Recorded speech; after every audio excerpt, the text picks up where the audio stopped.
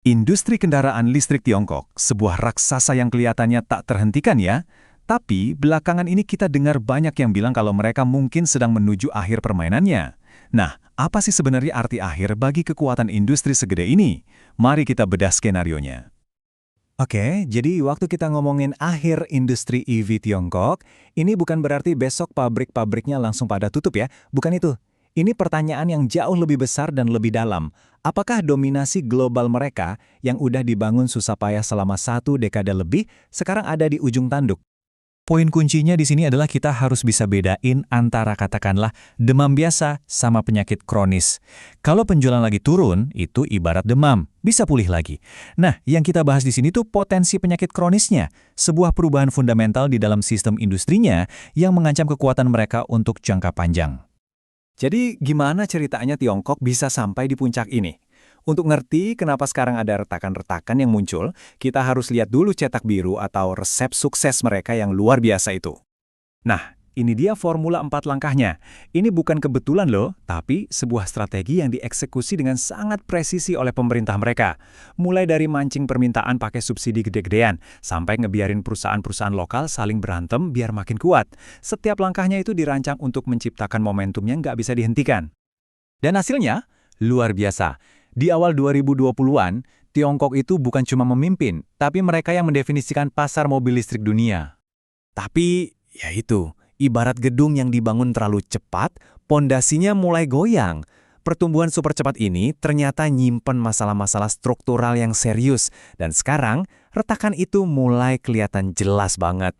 Dan inilah inti masalahnya, digambarin dengan sempurna di sini, ada jurang yang lebar banget antara rencana dan kenyataan. Di satu sisi, pabrik-pabrik terus ngebut produksi mobil seolah-olah pestanya nggak akan pernah selesai. Di sisi lain, mobil-mobil itu numpuk, nggak terjual. Akibatnya, ya banting-bantingan harga yang brutal. Ini benar-benar perfect storm. Bayangin Anda punya pabrik kebanyakan, terus harus perang harga sampai untungnya tipis banget, sementara permintaan di dalam negeri juga melemah, harga bahan bakunya naik turun nggak karuan. Masing-masing aja udah jadi masalah besar, apalagi kalau datangnya keroyokan begini. Dan masalah ini nyampe ke kita-kita juga para konsumen. Orang jadi mikir, nanti nge-charge-nya di mana ya? Atau, wah kalau dijual lagi harganya jatuh banget nggak ya? Keraguan-keraguan kayak gini nih yang ngerem permintaan dan bikin pasar jadi goyah.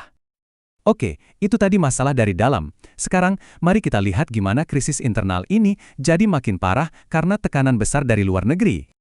Nah, ini dia yang mengubah permainan di tingkat global. Dunia nggak lagi ngelihat mobil listrik Tiongkok sebagai alternatif murah yang oke. Sekarang, mereka mulai melihatnya sebagai kuda Troya, sebuah tantangan buat industri mereka sendiri, bahkan jadi isu keamanan. Ini mengubah segalanya dari persaingan ekonomi biasa jadi pertarungan geopolitik. Dan inilah responsnya. Tabel ini nunjukin adanya perlawanan yang terkoordinasi. Eropa siap-siap bertahan dengan ancaman tarif, Amerika Serikat mencoba memisahkan diri dengan membangun rantai pasoknya sendiri. Bahkan ASEAN, yang diuntungkan sama harga murah, sekarang mulai hati-hati. Tujuannya sama, membendung gelombang mobil listrik Tiongkok. Jadi tantangannya sekarang bukan lagi cuma soal harga, tapi soal memenuhi jaringan standar internasional yang makin kompleks. Aturan mainnya sedang ditulis ulang. Ini semua membawa kita kembali ke pertanyaan besar kita.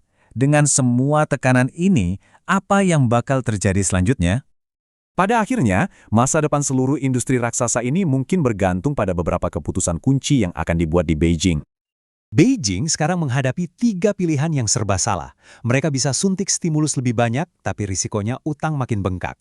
Mereka bisa melakukan reformasi besar-besaran, tapi risikonya pengangguran massal. Atau mereka bisa mengubah strategi di luar negeri, tapi itu berarti kehilangan kendali. Seperti yang kita lihat di sini, nggak ada pilihan yang gampang. Jadi jangan harap ada ledakan besar atau keruntuhan dalam semalam. Skenario yang paling mungkin adalah proses seleksi alam bertahap yang menyakitkan. Perusahaan yang lebih lemah akan tersingkir, dan hanya yang paling kuat yang akan keluar sebagai pemenang. Ini evolusi yang brutal, bukan revolusi. Dan perlu dicatat ya, ini bukan akhir bagi semua orang. Proses seleksi yang kejam ini justru akan melahirkan para juara. Pemain papan atas seperti BYD mungkin akan keluar dari kekacauan ini dengan posisi yang jauh lebih kuat dari sebelumnya, sementara yang lain mungkin akan berakhir di tumpukan sejarah. Jadi inilah kesimpulannya yang diringkas dengan sangat pas oleh kutipan ini. Jalan di depan bisa berupa penyusutan yang terkelola atau keruntuhan yang berantakan.